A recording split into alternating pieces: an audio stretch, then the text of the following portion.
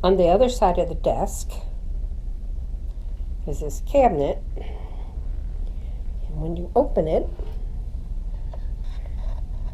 there's a Domatic refrigerator.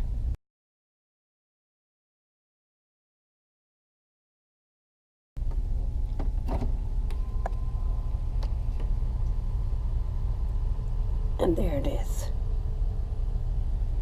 You can bring Pop with you and put it in there. Or maybe you would want some fruit to be in there so you can have something to munch on at night. This is Carnival's newest ship, and it was shocking to come in and find a Dometic refrigerator. You know, the kind you use when you're camping. It runs on electric, and it does not have a compressor, but it keeps your food 40 degrees cooler than room temperature.